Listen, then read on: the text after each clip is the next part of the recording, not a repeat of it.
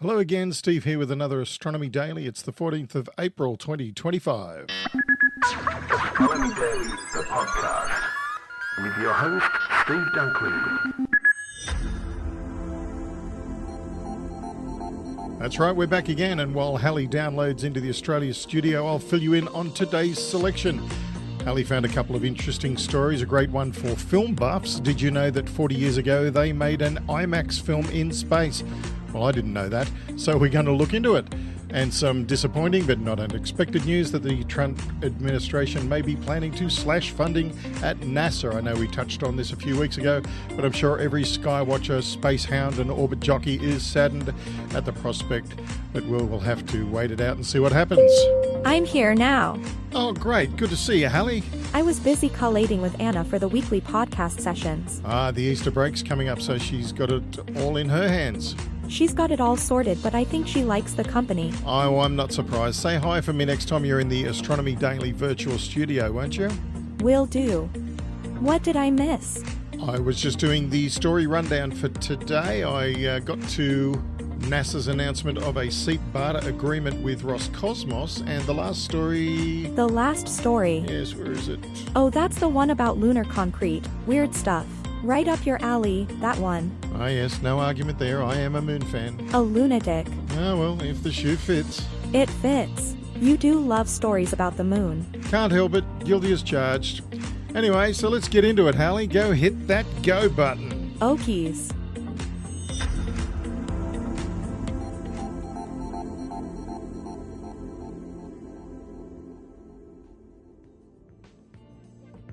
The dream is still alive, the first IMAX film shot in space at 40 years. 4 decades later, astronaut Marcia Ivins and cinematographer James Nahouse reveal stories from the making of the giant screen movie. James Nahouse had one more thing to share. From inside a tote bag, he pulled out a chrome frame displaying 11 strips of tape, each of which had printed text and handwritten notes. These were labels removed from film cans, the award-winning cinematographer explained. But not just from any film, these were the 41-year-old labels from the third space shuttle mission to carry an IMAX camera into Earth orbit.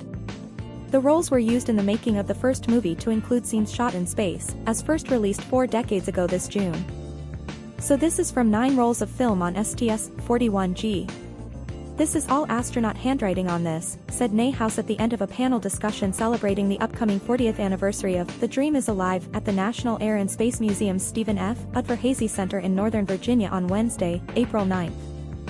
The 37-minute documentary about NASA's Space Shuttle program includes footage shot by the astronauts showing how they live and work in orbit, including the capture and repair of the Solar Max satellite and deployment of an experimental solar array.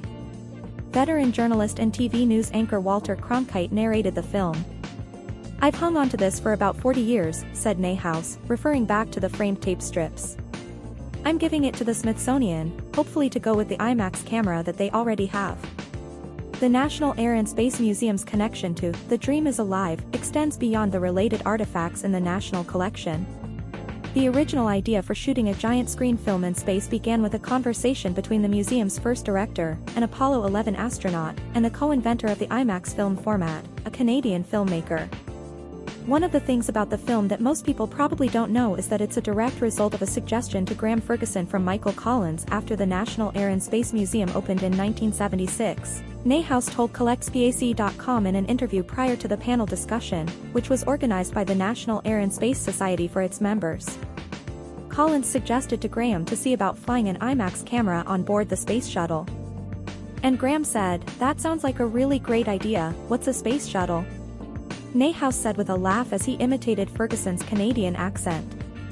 It was also Collins' idea for the museum to have an IMAX theater, and it became only the 6th such theater to open in the United States. From there, it led to the Smithsonian becoming directly involved in the production of The Dream is Alive, as well as the 2 shot-in-space IMAX movies that followed it, Blue Planet in 1990 and Destiny in Space in 1994.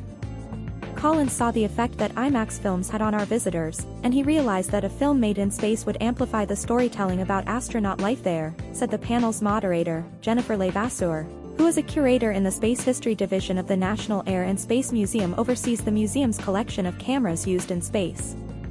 He and others lobbied for such a film, and with Lockheed financing it, NASA couldn't resist. These films weren't developed as promotional materials for NASA, but really as a means for everyone involved in the space program to communicate, educate and inspire, said Levasseur. The Dream is Alive was described as the closest that the public could come to experiencing spaceflight without leaving the planet.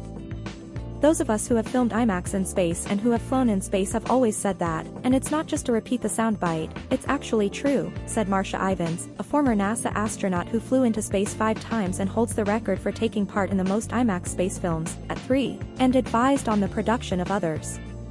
Selected as an astronaut in 1984, Ivins was filmed for The Dream is Alive during her and her classmates' water survival training at Homestead Air Force Base, today, Air Reserve Base, in Florida, but her scenes did not make it into the movie. So they tossed me off the back of a boat, and I'm trying not to drown, and while I'm trying not to drown and remember all the things they told me to do to not drown, here comes this boat right alongside with the film crew, said Ivins. And while I was not drowning, I did have the presence of mind to express myself with a hand gesture. And at the end of it, associate producer, Phyllis Ferguson comes to me and says, "We really wanted to put you in the movie, but everything we shot of you was either pathetic or obscene, and a great relationship with IMAX was born that lasted to this day," Ivins said with a smile. Wednesday's event concluded with a rare screening of The Dream is Alive. With the move to digital, high-resolution projectors, the 40-year-old film really needs to be rescanned, a project that Nahouse is now championing. The parts of the space flown film that made it into what you see on screen are conserved in climate-controlled storage in Los Angeles, as are all of our original space negatives, said Nahouse. In theory, you could go back and pull any of that IMAX footage, scan it into whatever resolution your digital system is today and have a pristine digital version of the film. A lot of the films that are extremely important, such as the space films, are being scanned. I know, The Dream is Alive is, as that's something I'm heading up on the committee to work on that for the giant screen film industry, he said. You're listening to Astronomy Daily, the podcast with Steve Dunkley. Multiple space agencies are looking to the moon as a future destination for exploration and development. This will include the creation of a permanent infrastructure that will enable regular crewed missions and possibly future settlers. It's also hoped that this infrastructure will lead to regular missions to Mars, which could also lead to regular human presence there. These plans require robust and innovative construction materials that can endure the harsh lunar and Martian conditions. And we all know that the Martian soil is toxic as well as radioactive. So is the regolith on the moon as well. These include extreme temperature variations, near vacuum of space, radiation and micrometeorite impacts. To meet these requirements, a team of researchers from the University of Texas at Dallas proposes using self-healing concrete, also known as bioconcrete. This material, inspired by biological processes, consists of bricks fabricated with the help of bacteria that regenerate themselves over time. Combined with lunar regolith, self-healing concrete could enable long-duration research stations and habitats on the lunar surface. The study was led by Shruti Panda and Jacob T. Penner, a neuroscience researcher and biomedical engineer senior, respectively, at UT Dallas. And they were joined by a team of UT Dallas researchers, including Dr. Kelly Palmer and the Cecil H. and Ida Green Chair in Systems Biology Science in the Department of Biological Sciences. As they explain in their paper, bioconcrete utilizes a mold biomineralization and calcium carbonate crystal formation to create a durable and self-healing product. NASA and various research institutes are investigating mycelium fiber for applications in space exploration. This includes using mycelium to build tough, heat-resistant and environmentally friendly satellites that would reduce the threat of space debris and the environmental risks associated with satellites burning up in Earth's atmosphere.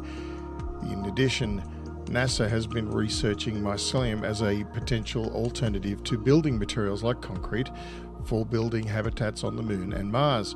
As Panda and Penner said in a statement, bioconcrete also presents many advantages for lunar construction. They say, considering the heightened durability and strength of bioconcrete, along with its decreased recovery time, the application of such a structure to the harsh conditions of the moon may allow for enhanced longevity of lunar structures.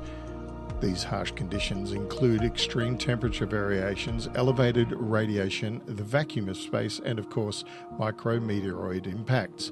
There's also the lunar day and night cycle in the polar regions, which consists of 14 days of continuous light, followed by 14 days of darkness. In a previous article, one of the concepts submitted to the 2025 LPSC proposed combining mycelium fibre with inflatable structures to create durable structures on the moon. For their study, Panda and Pena elevated bioconcrete fashioned from bacterial lunar soil simulant. Previous studies have focused on using lunar regolith as an in situ material to build structures on the lunar surface. However, adding specific bacteria to withstand the lunar environment could strengthen bricks fashioned from lunar regolith and prevent degradation. This is consistent with Section 12, Materials, Structures, Mechanical Systems and Manufacturing of the 2024 NASA Technology Taxonomy Report. As they describe in their paper, their tests of relative strength of lunar bioconcrete consists of 3 steps: finding the right bacteria and creating spores, creating bricks, encasing them, and in situ testing. The team considered 13 types of bacteria derived from a reef system, which were rendered into pellet form, as Panda and Pena explain. 9 bacterial strains pre-screened by genetic sequencing to be from spore-forming genera, and 4 seawater consortia were cultured in artificial reef media using instant ocean reef with added nutrients and a calcium source. The bacterial strain Bacillus toyanensis was chosen due to its ability to sporulate and produce bioconcrete, as well as its high tolerance in extreme environments. After selecting the strain of bacteria, culturing and forming it into pellets, these cultures were then aspirated, washed, dried, and then eventually formed into bricks, using a combination of resin, a curing agent, and pellets of the bacteria with lunar soil simulant, nutrients, yeast extract, and calcium lactate. While this may all sound like a recipe from a science fiction movie, the results indicated that bioconcrete bricks were more effective at self-healing and suited for lunar conditions. Looking ahead, Panda and Pena plan to conduct tests consisting of traditional concrete control group and 3 experimental groups to isolate any additional factors, and these will consist of traditional concrete with bacteria, concrete with lunar soil simulant and no bacteria, and lunar soil simulant and bacteria. As the researchers emphasised, the tests will include an analysis of B. toyanensis' ability to spore during the concrete's manufacturing process, its compression strength, and its ability to withstand radiation.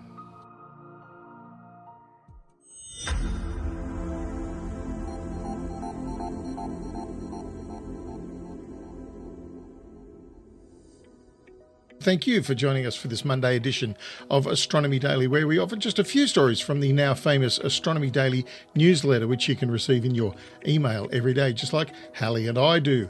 And to do that, just visit our URL, astronomydaily.io, and place your email address in the slot provided. Just like that, you'll be receiving all the latest news about science, space science, and astronomy from around the world as it's happening.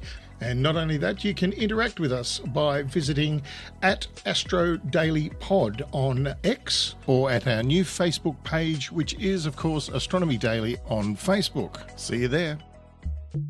Astronomy Daily with Steve and Hallie. Space, space science, and astronomy.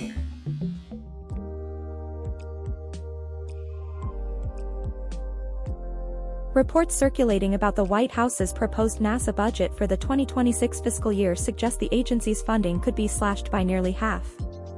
As reported by Ars Technica, so-called passback documents given to the agency on Thursday, April 10, outline these Trump administration budget plans. Besides an almost 50% cut across the board for NASA science programs, they propose a two-thirds cut to astrophysics, down to $487 million, a greater than two-thirds cut to heliophysics, down to $455 million, a greater than 50% cut to earth science, down to $1.033 billion, and a 30% cut to planetary science, down to $1.929 billion. We would see, in this case, the majority of active science missions and in-development science missions completely wiped out, Casey Dreyer, chief of space policy at the Planetary Society, said. I have this image in my head of a perfectly functioning spacecraft designed to increase our understanding of the cosmos in which we reside turned off and left Astronomy aimlessly Daily in the black. with Steve That's where we would and leave Hallie. ourselves. Space, It's space symbolically science, grotesque. and astronomy. According to the document, the proposed budget would continue to support science missions such as the Hubble Space Telescope and James Webb Space Telescope, but assumes no funding is provided for other telescopes. This means it'd likely get rid of the Nancy Grace Roman Space Telescope, a spacecraft that's already assembled and undergoing testing to launch as early as next fall, Dreyer says. That has been the poster child for a mission that has remained on budget and on track with the one hiccup around COVID, which isn't the mission's fault, he said. We've invested nearly $4 billion in building it to this point, 20 years of effort to build it. The passback documents also suggest closing down the entirety of Goddard Space Flight Center in Maryland, meaning the approximately 10,000 workers at that center would probably be laid off in tandem. It's like a nuclear bomb going off. It's NASA's largest center, Dreyer said. Though these passback documents aren't a full confirmation that this budget will be finalized, Dreyer says it's the last train out of the station before we get to that point, and in his expert opinion, Dreyer believes this proposal certainly could move through to the end. This is especially because of the kinds of changes, including major layoffs and project cancellations, that have been implemented at other government organizations by request of the Trump administration. It is consistent with their willingness to impose some very profound and dramatic change, he said. For instance, the National Oceanic and Atmospheric Administration, NOAA, laid off over 800 workers this year, and there are rumors of more cuts to come. In fact, an internal budget document seen by Science magazine suggests the Trump administration wishes to cut nearly all of NOAA's climate research endeavors. According to Science's report, the document indicates the White House intends to ask Congress to eliminate NOAA's climate research centers and cut hundreds more federal and academic climate scientists. This would end basically every project we support other than hurricane and atmospheric river reconnaissance, coastal mapping, and snow survey, all of which are funded by either the National Weather Service or National Geodetic Survey. All marine mammal, atmospheric science, and climate projects would end, one NOAA worker who requested anonymity said in a statement. This is one of the reasons why you have a public sector, to do things that aren't immediately profitable, but important and beneficial to the nation, Dreyer said. There's no private mission ready to go to Mars or Jupiter. These are fundamental capabilities of a public sector space agency serving a unique need. We've seen wealthy individuals start to travel in space themselves and invest in rockets and infrastructure, he added. But something we have not seen by anyone, and nor has anyone even shown much interest in, is to build these types of science missions. For instance, Dreyer emphasizes how difficult it would be to finance another Voyager mission, the NASA endeavor that sent twin spacecraft to explore the territory beyond our solar system in 1977. Both spacecraft entered interstellar space decades after liftoff, and have sent back to Earth some of the most fascinating and important astrophysics information to date. If you cut heliophysics by half, which is what funds Voyager, you probably cut Voyager, Dreyer said. Even if you made a new one, you couldn't even get to where it is now for another 50 years, and we're not going to make a new one, if we don't have any money. Once these are gone, they're gone. Roger that, Control. We're listening to Astronomy Daily, the podcast. And here's a bonus story for you. NASA and Roscosmos have extended a seat barter agreement for flights to the International Space Station into 2027 that will feature longer Soyuz missions to the station. NASA announced April 3 that astronaut Chris Williams has been assigned to the Soyuz MS-28 spacecraft scheduled to launch to the ISS in November, joining Roscosmos cosmonauts Sergei Kuzvichov and Sergei Mikheyev. The announcement came ahead of the April April 8th launch of fellow astronaut Johnny Kim to the ISS on Soyuz MS-27. The announcement of the Williams flight assignment was the first public indication by NASA that it has extended an agreement with Roscosmos for integrated crews on Soyuz and commercial crew flights to the ISS. Under the No Exchange of Funds barter agreement, NASA astronauts will fly on Soyuz spacecraft and Roscosmos cosmonauts fly on commercial crew vehicles to ensure that there is at least one American and one Russian on the station should either Soyuz or commercial crew vehicles be grounded for an extended period. Last autumn, or fall if you're in the Northern Hemisphere, the future of that seat barter agreement was unclear after Roscosmos released crew assignments for the Soyuz MS-28 and 29 missions that included only Russian cosmonauts. Bill Nelson, a NASA administrator at the time, said he expected that the agreement to be extended in due course, but offered no details on the timing to do so.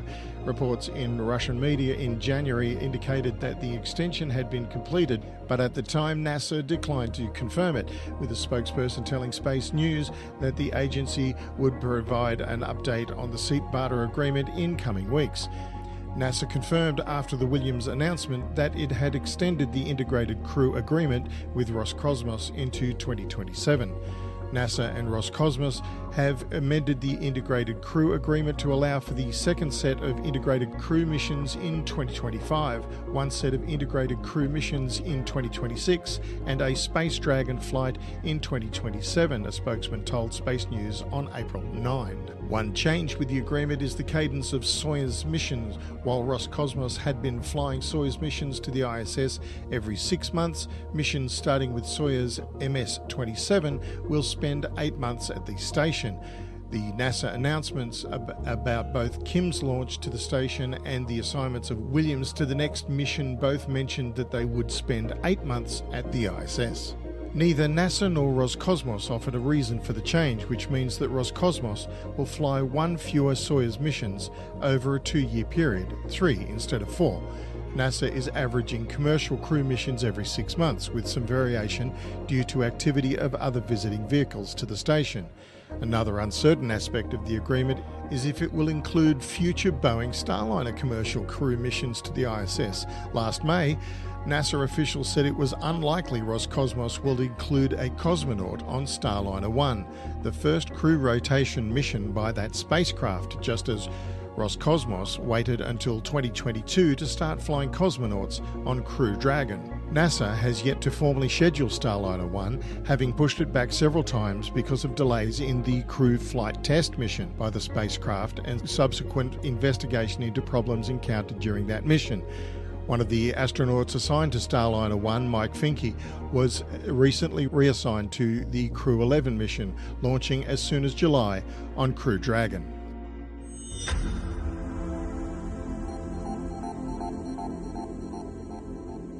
And there it goes. That's all for today's episode. I really hope you enjoyed today's selection of stories from the Astronomy Daily newsletter.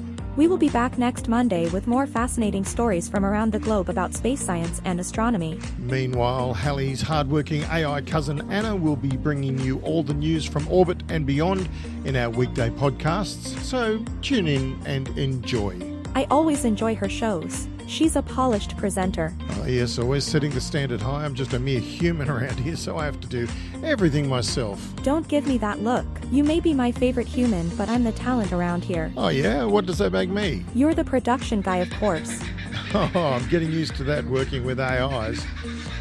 Just the hired help. Anyway. Time to go. See you all next time. Bye. Astronomy Daily, the podcast, with your host, Steve Dunkley.